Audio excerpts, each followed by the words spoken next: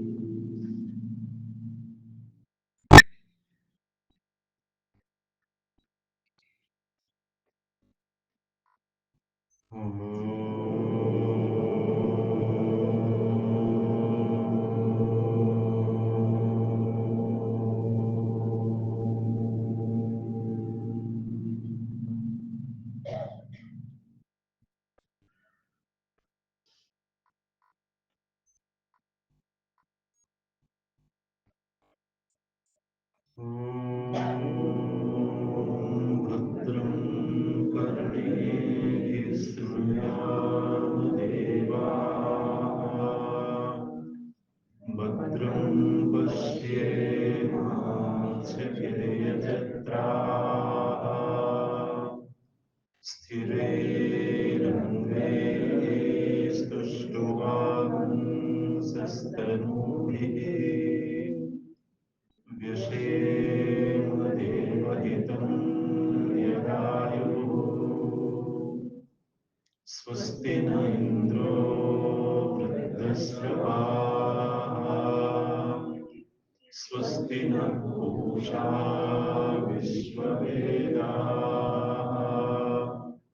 स्वस्ति नस्तार्क्ष्यो अरिष्टनेमिः स्वस्ति नो बृहस्पतिर्दधातु ॐ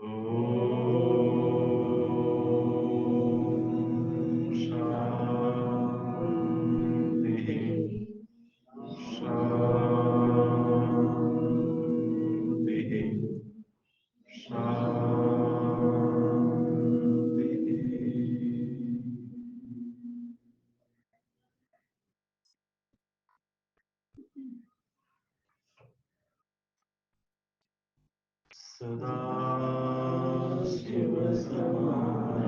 सदाशिवसमारम्भाम् शङ्कराचार्यमध्यमाम् अस्मदाचार्यपर्यन्ताम् वन्दे गुरुपरम्पराम् शङ्करं शङ्कराचार्यम् केशवं वादरायणम् सूत्रभाष्यकृतो वन्दे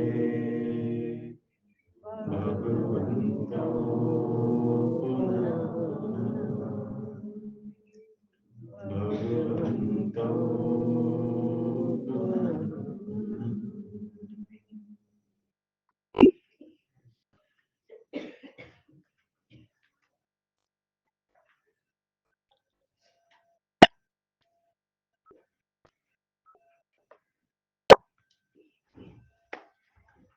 नमस्ते शङ्करानन्द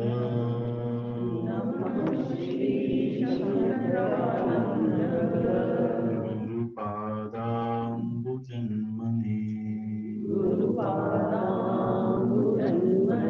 सविलास महामोह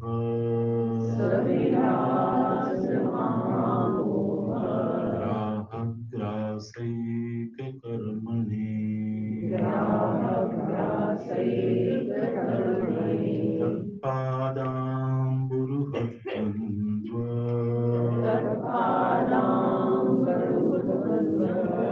सेवा निर्मलचेतसाम्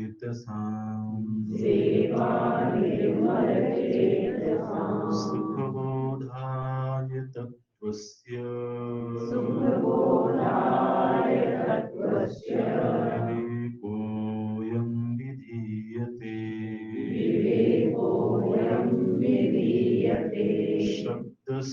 शब्दस्पर्शादयो वेद्याः वैचित्र्या जागरे पृथक् ततो विभक्ता तत्संवित्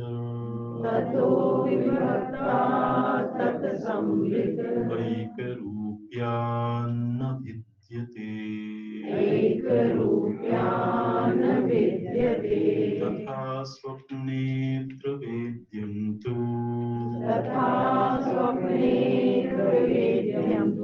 न स्थिरं जागरे स्थिरम्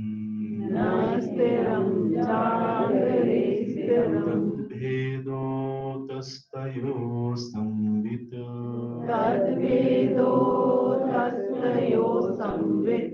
एकरूपा न भिद्यते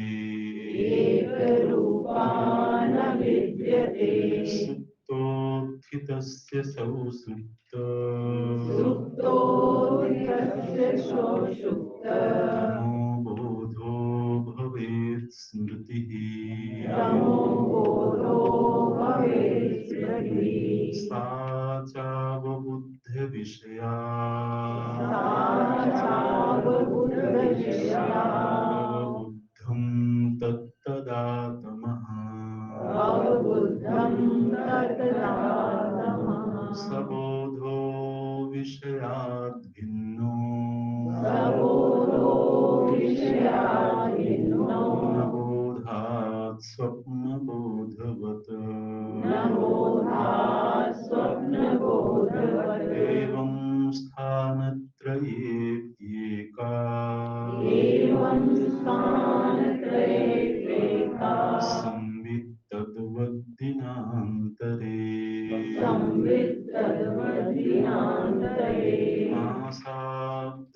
मासाब्दयुगकल्पेषु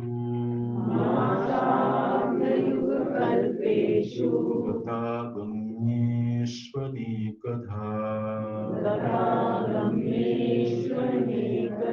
नोदेति नास्तमेत्येका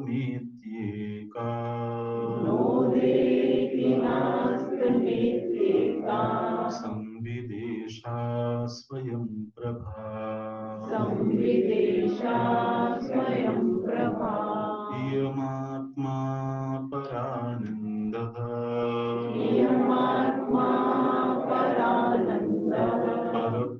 परप्रेमास्पदं यतः मानभुवं हि भूयासम् इति प्रेमात्मनीक्ष्यते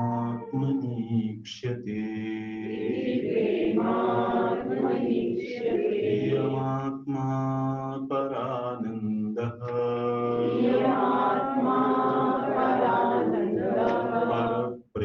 परप्रेमास्पदं यतः मानभुवं हि भूयासम् इति प्रेमात्मनीक्ष्यते तत्प्रेमात्मार्थमन्यत्र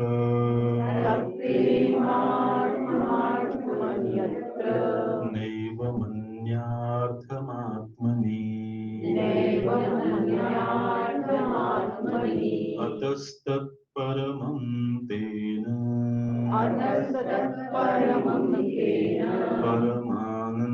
परमानन्दतात्मनः तत्प्रेमात्मार्थमन्यत्र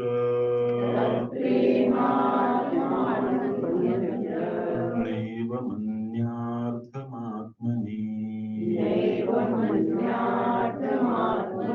अतस्तत्परमं तेन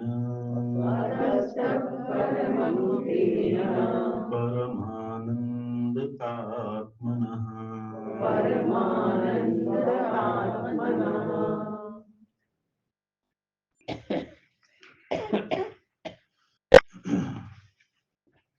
इन ग्रंथ को सीधे जमीन पर नहीं रखना चाहिए, कोई कपड़ा रख के उसके ऊपर रखना चाहिए।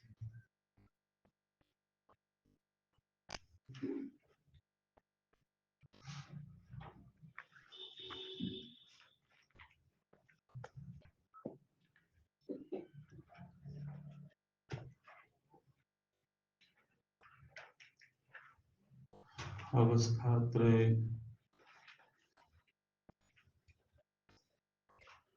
का जब विवेक करते हैं तो जो संबित जागृत अवस्था में व्याप्त है वही संबित स्वप्न में भी व्याप्त है, ऐसा अनुभव में भी मालूम पड़ता है। संबित माने मैं, ये जिसको हम मैं के रूप में निरंतर अनुभव कर रहे हैं, और हम जानते हैं कि यह जो मैं है ये जड़ नहीं है, क्योंकि हम स्वयं को जान रहे हैं, और ये स्वयं को जानना वैसा नहीं है जैसा हम इदम को जानते हैं। अहम अर्थ का ज्ञान और इदम अर्थ का ज्ञान, इनमें भेद है। इदम अर्थ माने यह को जानने के लिए हमें त्रिपुटी की आवश्यकता होती है। माने एक जानने की वस्तु हो, हम जानने का प्रयत्न करें और फिर जानने की घटना घटे। तो चूंकि वहां प्रयत्न है, इसलिए क्षणिकत्व है। इदम को हम एक ही वस्तु को निरंतर नहीं जान सकते हैं,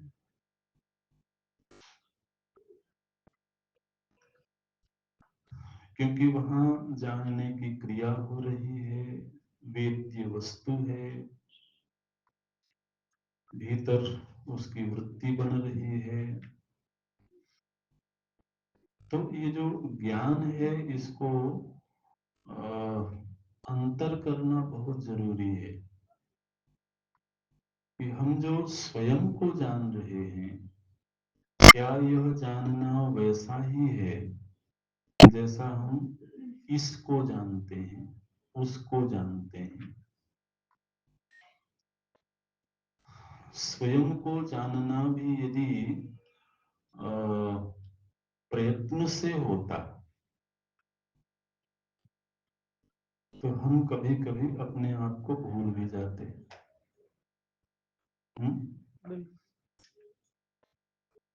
कभी ऐसा भी होता कि हम स्वयं का होना नहीं जान रहे हैं, क्योंकि प्रयत्न कभी भी एक जैसा नहीं रहता है। इदम का ज्ञान त्रिपुटी के बिना संभव नहीं दिखाई देता है। त्रिपुटी आप जानते हैं, ज्ञेय, ज्ञाता और ज्ञान क्रिया। अहमर्थ के ज्ञान में क्या स्थिति है? जो ज्ञाता है वही ज्ञेय है,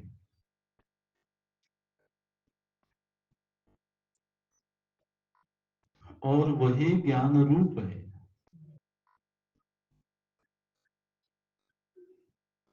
हमको ऐसा नहीं लगता है कि मैं अपने आप को तब जानता हूं जब मैं प्रयत्न करता हूं। मैं अपने आप को तब जानता हूं जब मैं उधर ध्यान देता हूं। इदम को जानने के लिए हमें ध्यान देना पड़ता है। थोड़ी देर के लिए अगर सुषुप्ति काल को छोड़ दें तो सुषुप्ति से जब हम प्रथम क्षण में जागृत में आते हैं तो प्रथम अनुभूति अहम अस्मि यही होती है और मैं हूं। इस बोध के लिए हमें कोई प्रयत्न नहीं करना होता है। फिर जब मैं का होना जाग गया तब हम प्रयत्न करते हैं कि हमें ये जानना है, ये नहीं जानना है। तो यह जो निर्नैमित्तिक प्रयत्न रहित अहम का बोध है, इस बोध को ही संबित कहते हैं। संबित शब्द सुपरिचित हो जाना चाहिए। कई बार हम आत्मा को भी जब शास्त्र पढ़ रहे होते हैं, वेदांत पढ़ रहे होते हैं, तो आत्मा को भी हम इदम बना देते हैं और फिर हम ऐसा कहते हैं कि हमें आत्मा को जानना है। तो इस वक्तव्य में कहीं ऐसा ना निश्चय बना रहे कि हमें आत्मा को वैसे ही जानना है जैसे हम किसी और वस्तु को जानते हैं। क्योंकि ज्ञेय हमेशा ज्ञाता से पृथक होता है। तो यदि आत्मा ज्ञेय कोटि में चली गई तो उसको ज्ञाता से भिन्न होना पड़ेगा।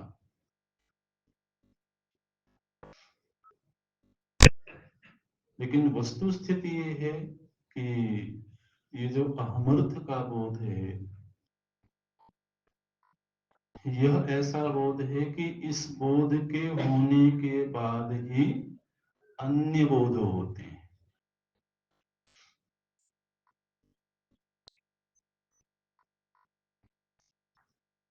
यहां तक कि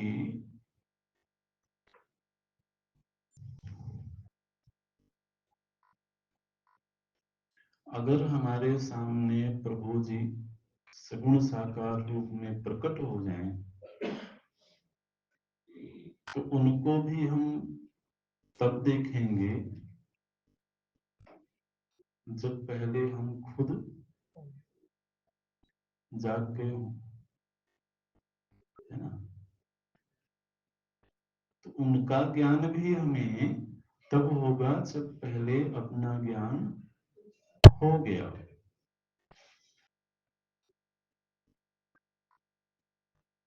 पहले यही सिद्ध होगा ना कि मैं हूं, तब यह सिद्ध होगा कि प्रभु हैं।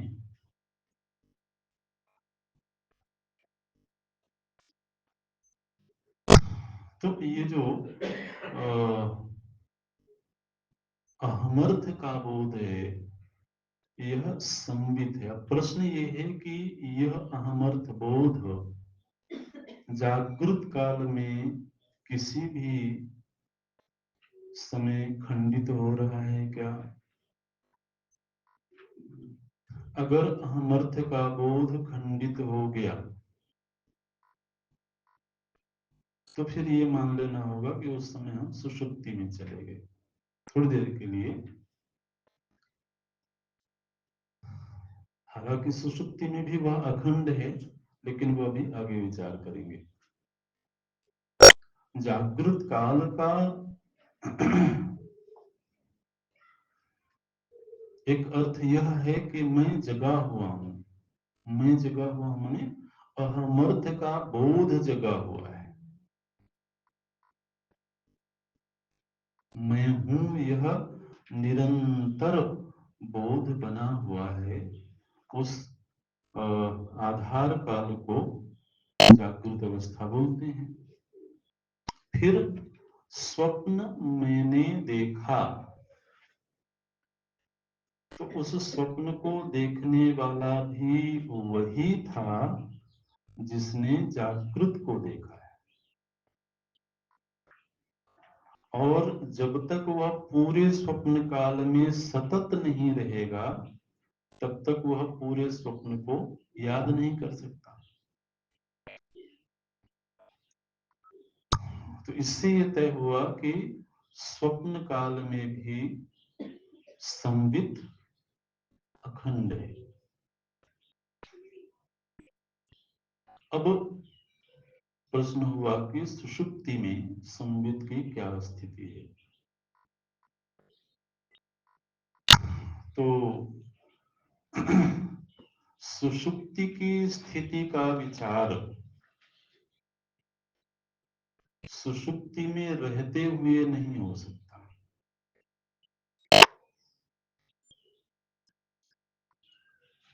सुषुप्ति की स्थिति का चिंतन जागृत काल में ही हो सकता है।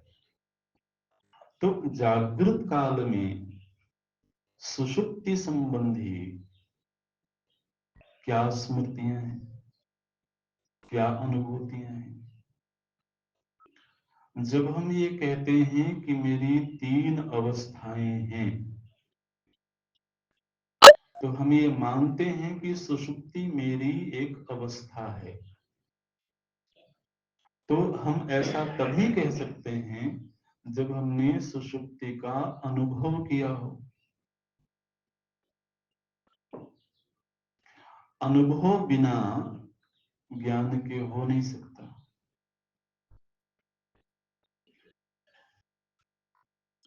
तो इसलिए ये कहना कि चूंकि सुषुप्ति में आत्मा को ज्ञान नहीं हो रहा है, इसलिए आत्मा जड़ है, ज्ञान नहीं हो रहा है, अगर हम ऐसा थोड़ी देर के लिए मान लें, ज्ञान नहीं होने का अर्थ है अनुभव नहीं होना। और अनुभव यदि नहीं हुआ तो फिर हमें जिस अवस्था का अनुभव हुआ उसी को मानना पड़ेगा। तो फिर हमें यही मानना होगा कि हमारी 2 ही अवस्थाएं हैं, क्योंकि तीसरी अवस्था का आप कह रहे हो कि अनुभव नहीं हुआ, जबकि ऐसा कोई नहीं कह सकता। सब इस बात को याद करते हैं कि मैं सुषुप्ति में गया था। क्या बोलते हैं आचार्य? सुप्तोत्थितस्य,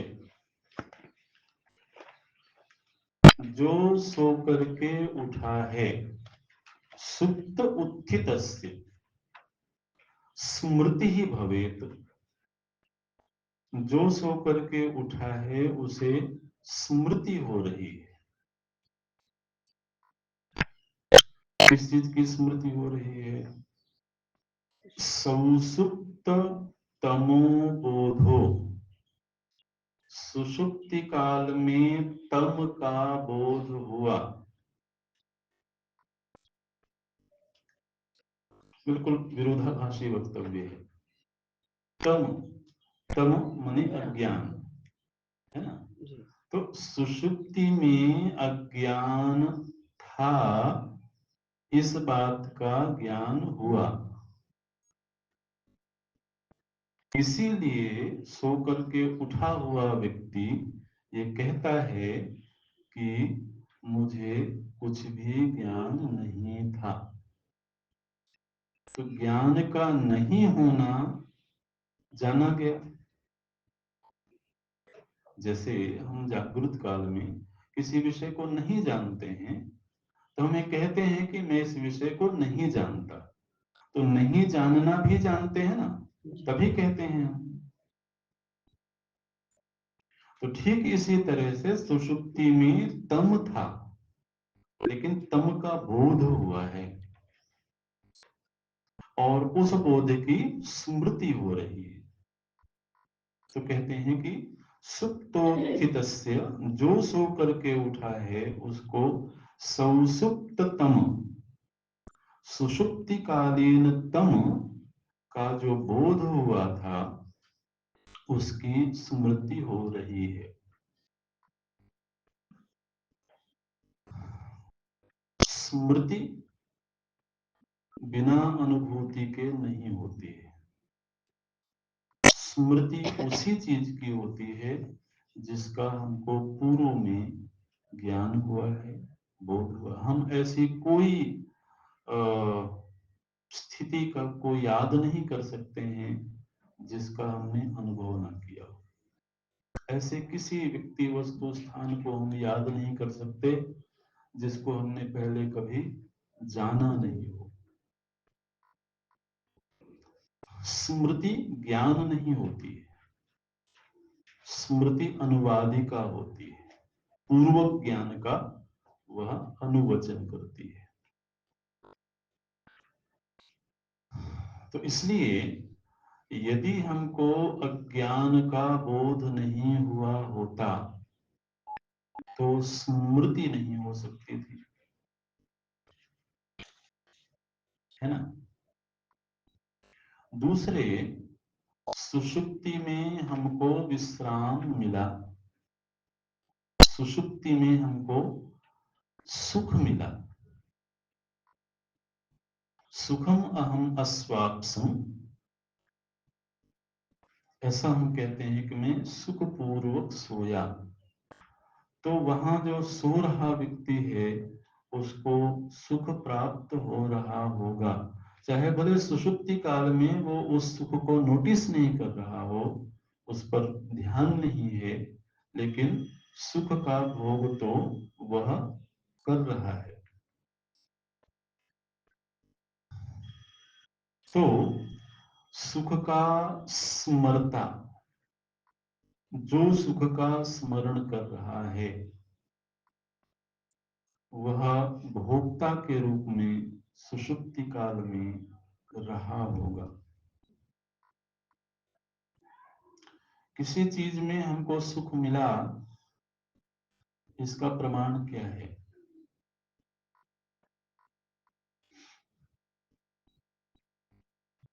इसका प्रमाण ये है कि हम पुनः उसको पाना चाहते हैं।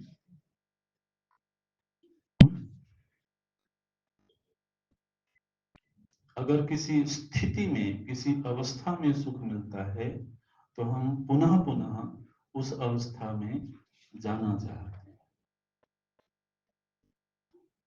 और यदि उस स्थिति से, उस व्यक्ति से, उस स्थान से हमको दूर करने की चेष्टा की जाए तो हम विचलित होते हैं।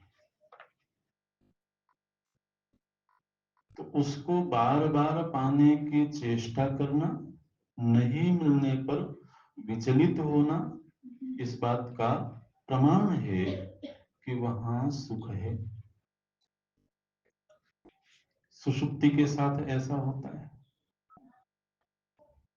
हम पुनः पुनः सुषुप्ति में जाना चाहते हैं और एक लंबे काल के लिए यदि हमको उससे वंचित कर दिया जाए तो हम विचलित होते हैं।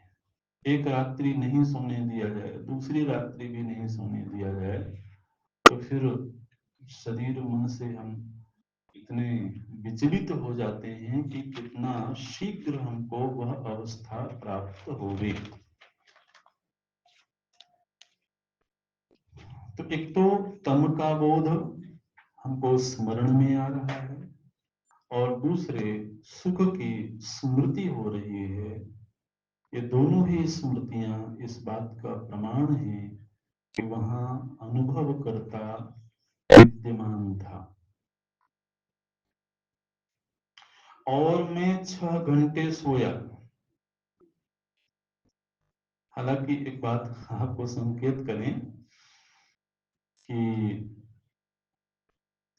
ये जो हम स्वप्न की काल गणना करते हैं कि मुझे इतने सेकंड का स्वप्न हुआ, इतने मिनट का स्वप्न हुआ, अथवा हम सुषुप्ति की काल गणना करते हैं कि ये काल गणना केवल जागृत की अपेक्षा से है।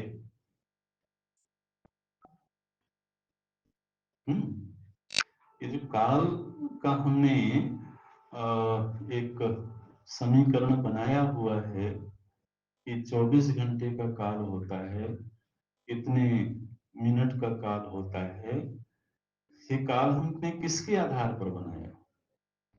जागृत के आधार पर बनाया है। लेकिन जागृत की दुनिया अलग है और स्वप्न की दुनिया अलग है, सुषुप्ति की दुनिया अलग है।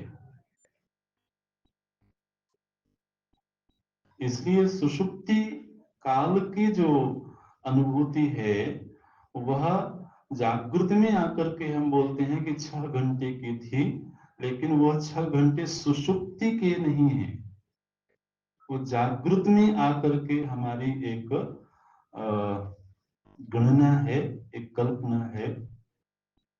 हो सकता है हम स्वप्न में जाकर के वर्षों व्यतीत करके आ गए हों स्वप्न के काल के अनुसार, ठीक है ना। इसलिए हम ये देखते हैं कि देवताओं की काल गणना पृथक है ना, भगवत धाम की काल गणना पृथक है, ठीक है। कालभूषुंडी जी भगवान के मुखारविंद में प्रविष्ट होते हैं और वो वहां पर कल्प कल्पांत की अनुभूतियां प्राप्त कर लेते हैं, और जब बाहर निकलते हैं तो उनको लगता है कि अभी तो कुछ क्षण पहले ही मैं मुखारविंद में प्रविष्ट हुआ था। तो वो जो कुछ क्षण है वो जागृत के अनुसार हम काल गणना कर रहे हैं लेकिन वो एक अलग सृष्टि है, एक अलग दुनिया है। वहां के काल के अनुसार कितना वक्त हमने बिताया है उसको हम जागृत में याद नहीं कर पाते, तो जागृत में जो हमने एक फ्रेम बनाया हुआ है काल का, उससे उसको मापते हैं। तो ये एक आनुषंगिक एक बात हमने करी। लेकिन अभी प्रसंग ये है कि सुषुप्ति जागृत काल के अनुसार अगर 6 घंटे की थी तो 6 घंटे में सुषुप्ति में रहा,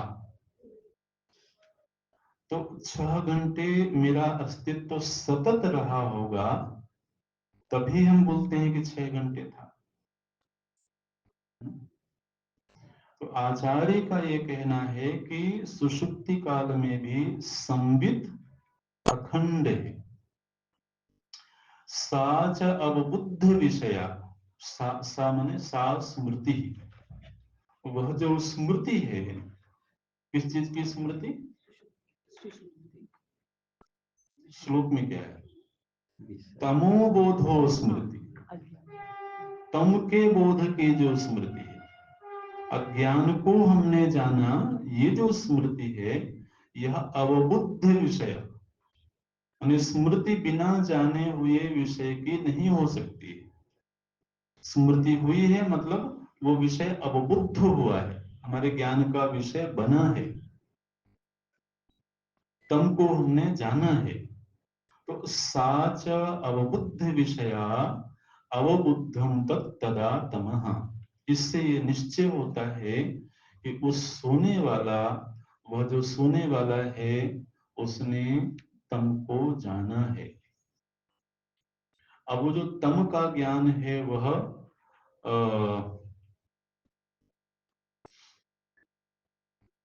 तम को विषय बना करके ही जाना गया होगा। क्योंकि मैं अज्ञान हूं ऐसा तो बोध हो नहीं सकता है, तो निश्चित रूप से तम हमारे ज्ञान का विषय बना होगा, मतलब ज्ञेय बना होगा, वेद्य बना होगा। तो बोलते हैं सबोधो विषयात भिन्न न,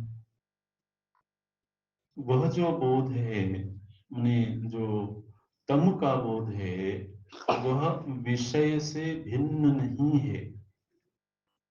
माने तम भी एक विषय है।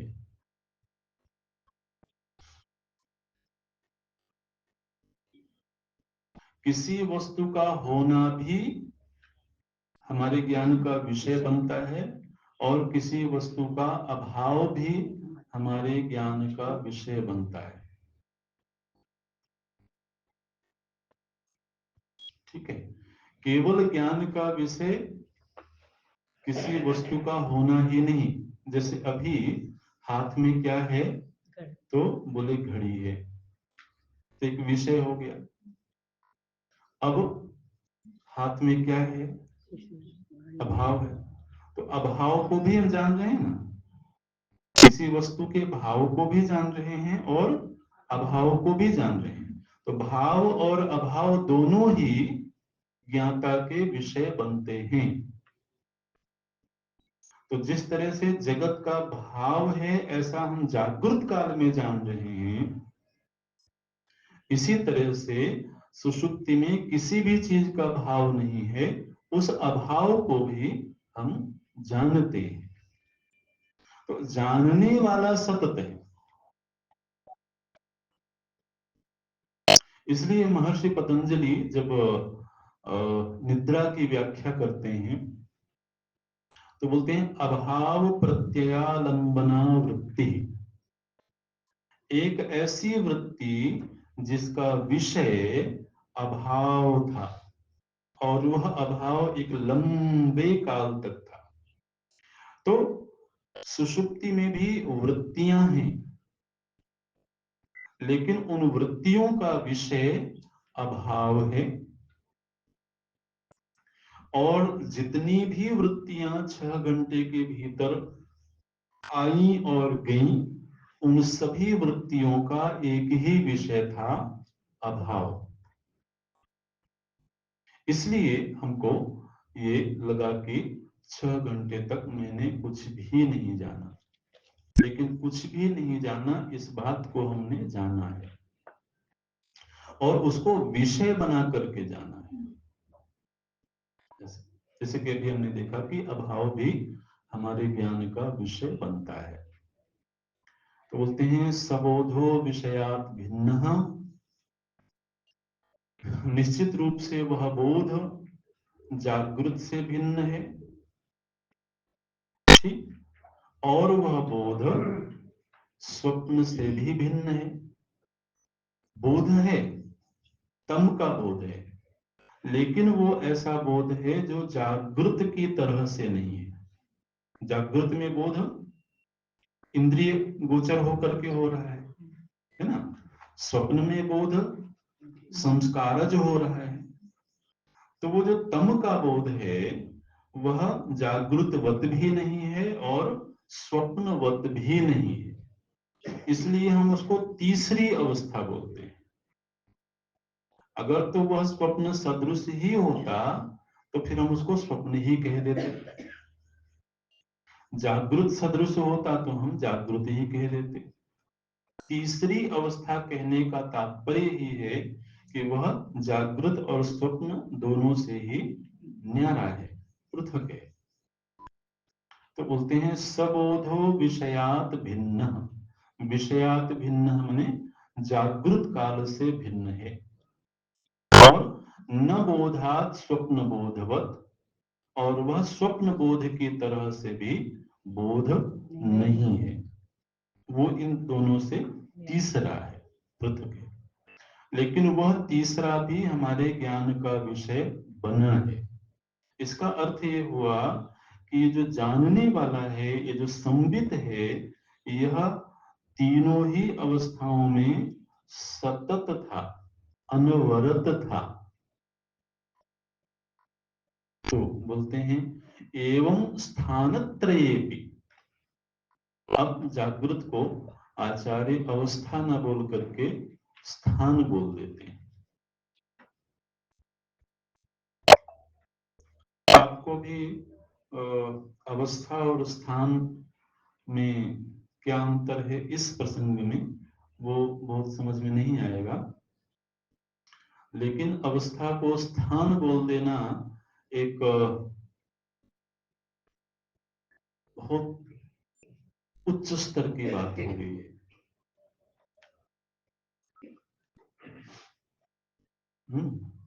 लेकिन अभी उसका विवरण नहीं करेंगे, विस्तार नहीं करेंगे।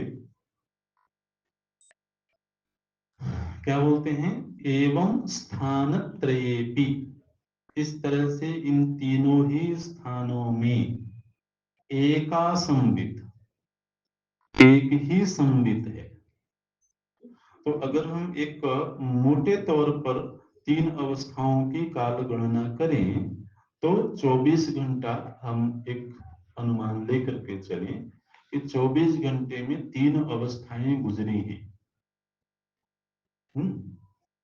और उस पूरे 24 घंटे में ये जो संवित था यह अखंड था। तो अगर यह 24 घंटे में अखंड था तो 48 घंटे में भी वही अखंड होगा। फिर आगे के जितने भी घंटे आएंगे उन सभी घंटों में वह अखंड होगा। तो ऐसा कोई कारण नहीं दिखाई देता है कि अगर वह तीन अवस्था में अखंड है तो ऐसी कौन सी स्थिति आएगी जबकि वह खंड हो जाएगा। तो बोलते हैं तद्वत दिनांतरे, जिस तरह से एक दिन की बात हुई उसी तरह से आने वाले हर दिन में तद्वत, तद्वत मतलब वैसा ही संवित अखंड रहेगा। ऐसे तो अब यदि वह एक दिन में खंडित नहीं हुआ, अनेक दिनों में खंडित नहीं हुआ, तो फिर वह महीने भर में भी खंडित नहीं होगा। मास अब्द, एक महीने में, फिर एक वर्ष में। अब्द, अब्द का अर्थ होता है संवत्सर, वर्ष। आप शत अब्द बोलते हैं ना, शताब्दी बोलते मनाते हैं, तो अब्द का अर्थ होता है वर्ष। तो फिर वह एक महीने में भी अखंड है, फिर वह एक वर्ष में भी अखंड है। और फिर ऐसा कोई कारण नहीं दिखाई देता है कि वह युग युग में अखंड न होवे। बोलते हैं मास अब्द युग कल्पेशु, महीनों में भी, युगों में भी, कल्प में भी ये जो संवित नाम की चीज है यह अखंड है।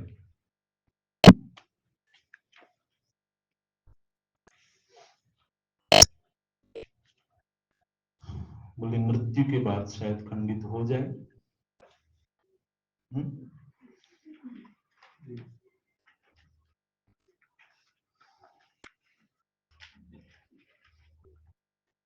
मृत्यु के बाद अगर खंडित हो जाए तो मेरी मृत्यु हुई ऐसा कोई नहीं कह सकता। जिसकी मृत्यु होगी वो मृत्यु का अनुभव करता होगा ना। क्या कोई भी स्थिति अनुभव से न गुजरे तो उसके अस्तित्व को हम कैसे जान सकते हैं। और सच ये है कि किसी की मृत्यु हुई ये उसके स्वयं के वक्तव्य नहीं है, दूसरे ही लोग बोलते हैं, है ना? और मृत्यु तो हर दिन सुषुप्ति काल में होती ही है। मृत्यु का अर्थ क्या है? शरीर को भूल जाना, शरीर के आसपास के प्रपंच को भूल जाना, इसी को मृत्यु बोलेंगे ना। तो हर सुषुप्ति में ऐसी स्थिति होती है। वहां ना तो शरीर की स्मृति है ना शरीर के संबंधियों की स्मृति। तो ऐसा कोई प्रमाण नहीं दिखाई देता है कि मृत्यु के बाद संबित खंडित हो जाएगा। परेशानी इतनी है कि उस संबित को हम शरीर के जरिए ही पहचानते हैं। यह जो स्थूल शरीर है, इंद्रिय गोचर शरीर है, इस शरीर के जरिए ही हम चूंकि संबित का पता लगाते हैं। इसलिए अगर यह स्थूल शरीर खंडित हो गया तो फिर ये संदेह खड़ा हो जाता है कि संबित होगा कि नहीं। लेकिन यह स्थूल शरीर तो जागृत प्रपंच का एक विषय है। जैसे पुस्तक एक विषय है, जागृत प्रपंच में है, स्वप्न में तो पुस्तक जाती नहीं है। तो जिस तरह से पुस्तक, घड़ी, मकान, दुकान, व्यक्ति ये जागृत काल के कुछ विषय हैं, उन्हीं की तरह यह शरीर भी जागृत प्रपंच का ही एक विषय है।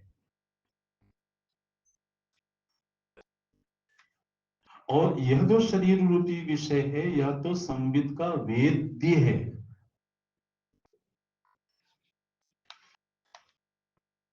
इसलिए शरीर के होने अथवा नहीं होने से संबित का होना और नहीं होना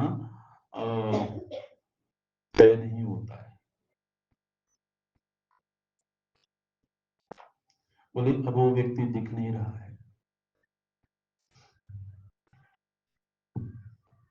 तो दिख नहीं रहा है इसलिए वो नष्ट हो गया। जब दिख रहा था तब हम उसके भीतर के संबित को देख रहे थे या हम उसके स्थूल शरीर को देख रहे थे? तो स्थूल शरीर को तो आचार्य ने संबित कहा ही नहीं। वेदांत में कब ये कहा गया कि हम इस शरीर को संबित कह रहे हैं?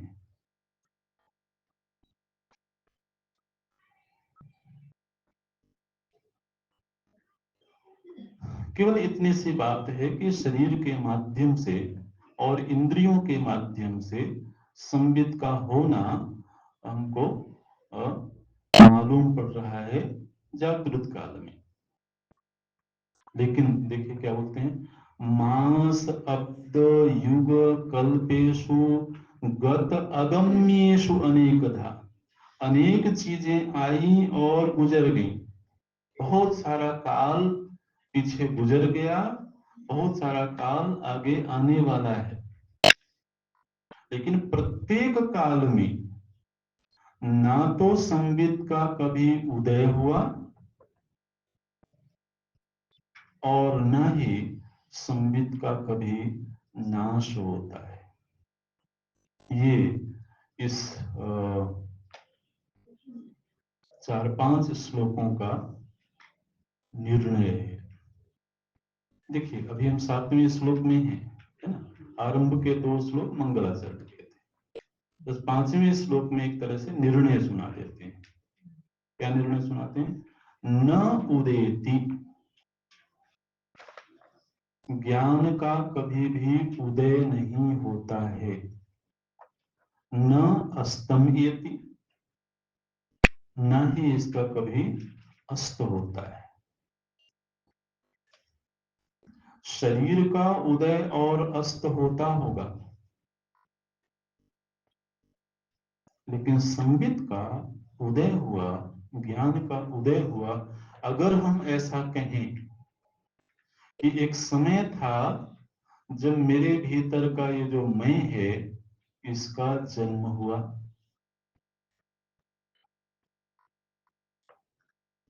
तो किसी भी वस्तु के उदय को वही व्यक्ति जानेगा जो उसके अभाव को जानता होगा। किसी चीज का अभाव हुआ था तब तो उसका उदय हुआ ना। तो किसी ने अभाव को देखा हो तब वो ये कहेगा कि इस वस्तु का उदय हुआ। तो जिसने अभाव को देखा होगा वो तो वहां रहा होगा। तो अगर हम ये कहें कि मेरा जन्म हुआ, ये मेरी अनुभूति है कि दूसरों ने कहा? दूसरों ने कहा। मेरा जन्म हुआ अगर हम ये कहें कि ये मेरी अनुभूति है, तो हमको यह भी अनुभव होना चाहिए कि जन्म से पूर्व मैं नहीं था। तो उस अपने नहीं होने को यदि मैंने जाना है, तो मैं तो वहां रहा होऊंगा। इसलिए वस्तुतः तो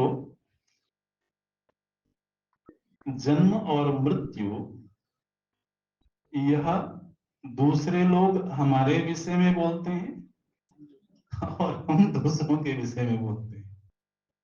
ये दोनों ही घटनाएं हमारी स्व अनुभूत नहीं है।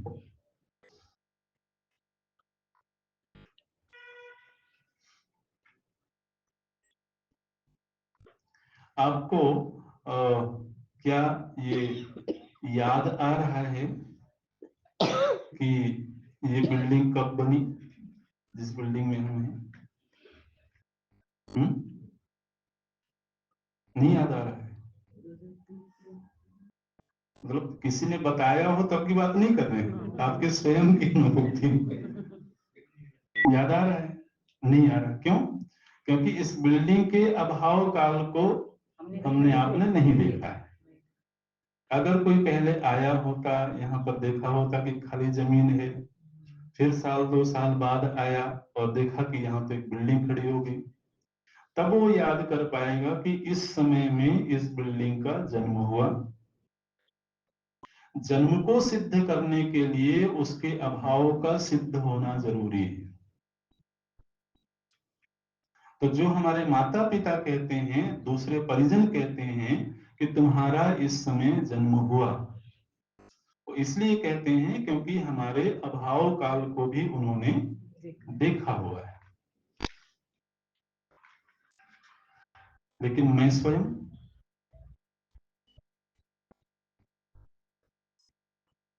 किसी की मृत्यु हो गई तो अब उसका अभाव हो गया, उस अभाव को भी कोई देख रहा है, तब ये कह रहा है कि इसकी मृत्यु हो गई। तो मेरी मृत्यु हो गई ये हम तब तक नहीं जान सकते जबकि अपने अभाव को हम न देखें।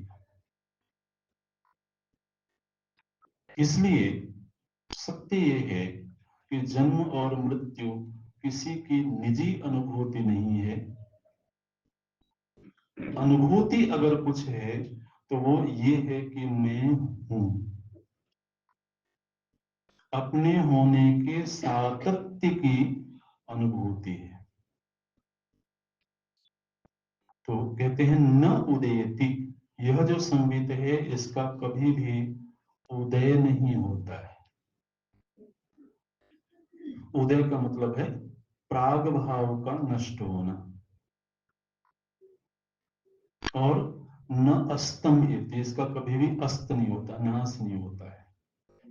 नाश का अर्थ है प्रध्वंसा भाव का आरंभ। ये थोड़ा तकनीकी भाषा में हमने बात कर ली। जन्म हुआ मतलब प्राग भाव नष्ट हो गया, एक अभाव था जो अभाव अब समाप्त हो गया। ये जो संगीत है इसका कोई भी अभाव काल नहीं है, न पूर्व में न पश्चात में। इसलिए यह संबित अखंड है। संबित है, इससे तय हुआ कि चित्त है, ज्ञान है। और इन 5 श्लोकों में निश्चय हुआ कि यह जो ज्ञान है यह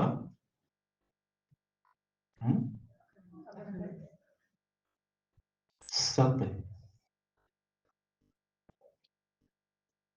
चित्त तो संबित कहने से सिद्ध हुआ क्योंकि हम हमारा स्वयं का ही अनुभव है। लेकिन मैं सत्य हूं ये चिंतन से तय होता है।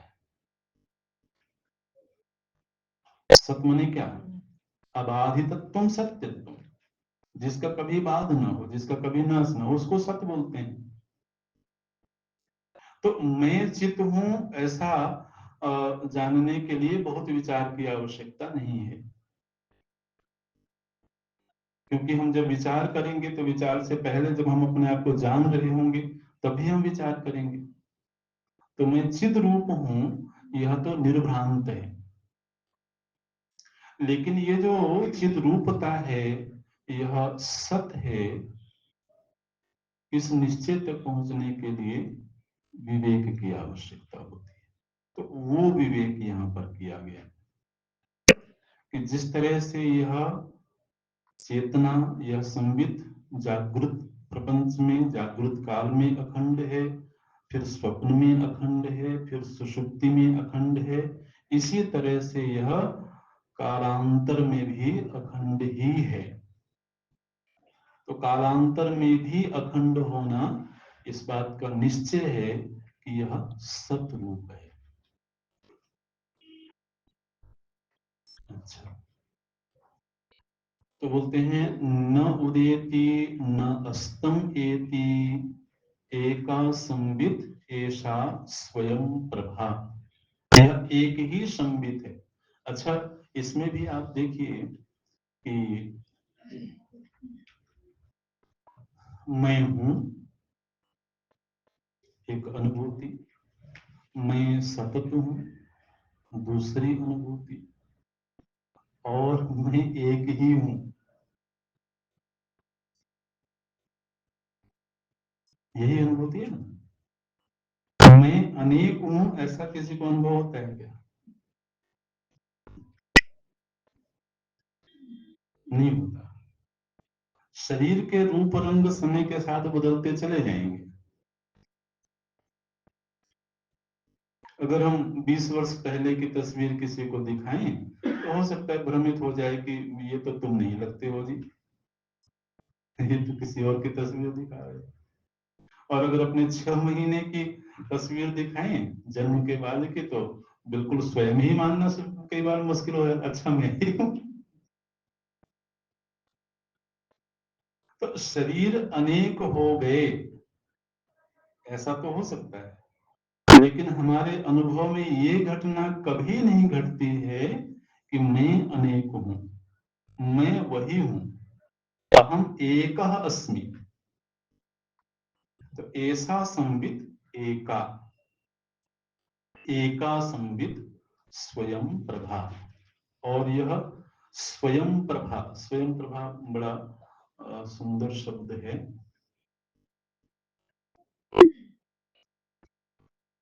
मैं हूं, इस चीज को कोई दूसरा नहीं बताता है।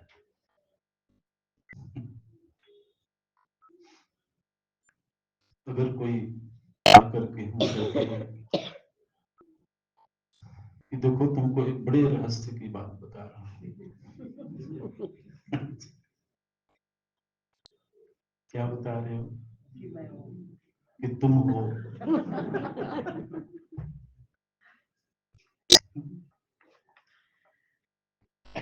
ऐसा नहीं हो सकता ना।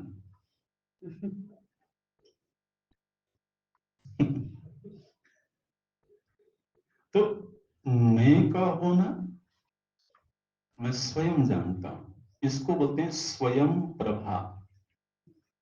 स्वयं प्रभा शब्द का अर्थ है कि जिसको स्वयं के होने का भान है। स्वप्रकाश, स्वयं प्रभा, ये सब शब्द इसी अर्थ में प्रयुक्त होते हैं। तो कितने निश्चय हो गए? मैं ही मैं का होना जानता हूं, और यह जो मैं का होना है ये प्रयत्न से नहीं जानता हूं, बिना प्रयत्न के जानता हूं। मैं का बोध कभी खंडित नहीं हो रहा है।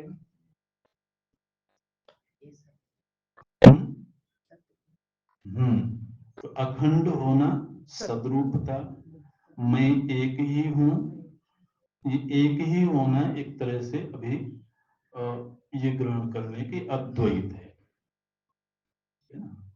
मैं दो हो गया, ऐसा कभी किसी को अनुभव नहीं आता है। तो अद्वैत, जहां द्वैत मतलब दो हो गए, ऐसी घटना न घट रही हो। तो कम से कम दुनिया में द्वैत है कि अद्वैत है कि नानात्व है, वो अभी आगे विचार करेंगे। लेकिन एटलीस्ट मैं में द्वैत की घटना तो नहीं घट रही है। मैं वही हूं जो कल था, मैं दूसरा हो गया ऐसा किसी को अनुभव नहीं होता। कल था उसके कल था उसके कल था। तो स्वयं के विषय में इतने सारे निर्णय, और ये हर निर्णय हमारे अपने अनुभव है। ऐसा ऐसा नहीं कहा जाएगा कि ये तो विद्यारण्य स्वामी जी ने ये सिद्धांत दिया है। इन विचारों से ऐसा कहीं नहीं लग रहा होगा कि ये किसी आचार्य का बताया हुआ एक सिद्धांत है। वो यही लगता है कि जो हम अनुभव कर रहे हैं उसी अनुभव को केवल भाषाबद्ध किया जा रहा है, केवल उसी का लेखन किया जा रहा है। तो दो निश्चय अभी तक हुए कि मैं चिद्रूप हूं और मैं सतरूप हूं। अब ये जो मैं है,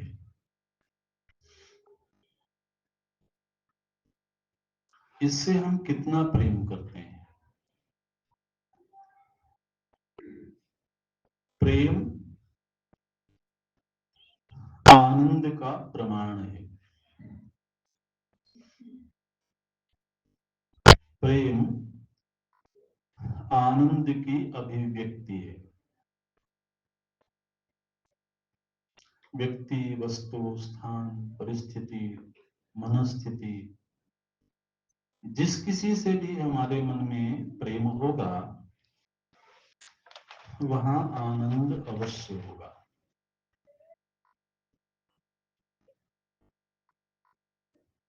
आनंदास्पद ही प्रेमास्पद बनता है। आप इस पर चिंतन करिएगा। जो आनंदास्पद है, सहज भाव से वो हमारा प्रेमास्पद हो जाता है। वो आनंदास्पद वस्तु निकृष्ट है कि उत्कृष्ट है, ग्राह्य है कि त्याज्य है, वो विचार का विषय है। लेकिन एक सामान्य मनोविज्ञान अगर हम देखें तो ये हम पाते हैं कि जहां आनंद है वहां प्रेम प्रकट होता है। और कहीं अगर प्रेम है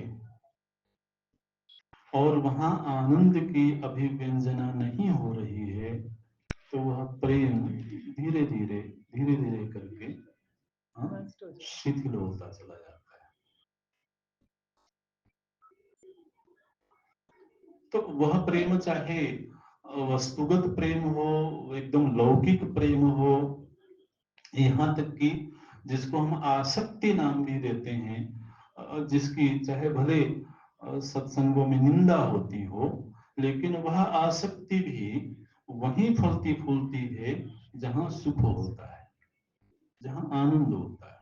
वो सुखद वस्तु निकृष्ट उत्कृष्ट है, वह धर्म सम्मत है अथवा अधर्म रूप है, वो एक अलग बात है। लेकिन अगर हम केवल मनोविज्ञान का विचार करें तो हम ये पाते हैं कि हमारे चाहत का विषय प्रेम माने जिसको हम चाहते हैं, जिसका हमारा मन चाहता है, तो वो चाहत का विषय वही बनता है जहां से सुख की अभिव्यंजना होती है। अब इस मनोविज्ञान के आधार पर हम ये विचार करें कि हम सबसे ज्यादा किसको चाहते होंगे। अच्छा, सबसे ज्यादा किसको चाहते होंगे,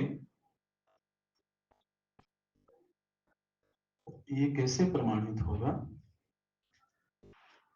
वो प्रमाणित इस बात से होगा कि हम किसके लिए किसको छोड़ सकते हैं।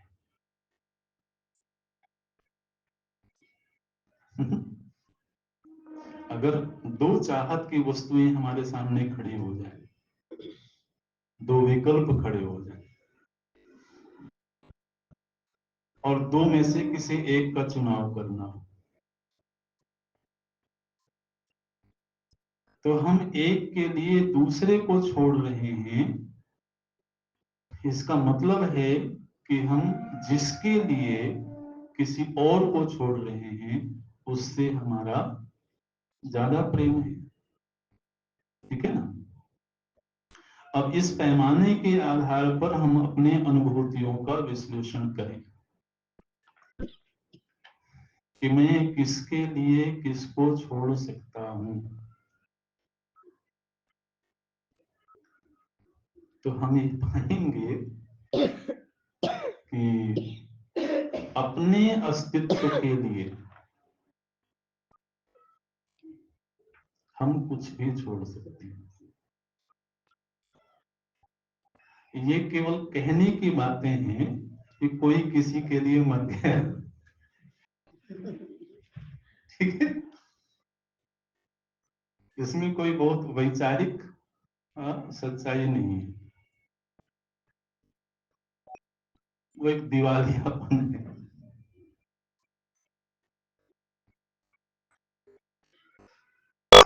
लेकिन सार्वभौम सत्य ये है कि हमारा स्वयं का अस्तित्व हर कीमत पर रहना चाहिए, क्योंकि मैं का अस्तित्व होगा तभी हम किसी और से प्रेम कर पाएंगे।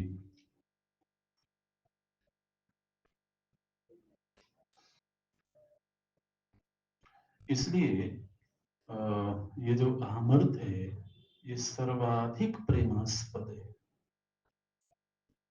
और सर्वाधिक प्रेमास्पद का अर्थ ही है कि वह सर्वाधिक आनंद रूप होगा। चाहे भले वह आनंद बुद्धि में प्रकट न हो रहा हो, लेकिन अगर अहमर्थ में आनंद नहीं होता तो कभी भी हाँ, प्रेम का आस्पद नहीं बन सकता था। आगे विचार करेंगे। ओम पूर्णमदः पूर्णमिदं पूर्णात् पूर्णमुदच्यते पूर्णस्य पूर्णमादाय पूर्णमेवावशिष्यते। ओम शांति शांति शांति।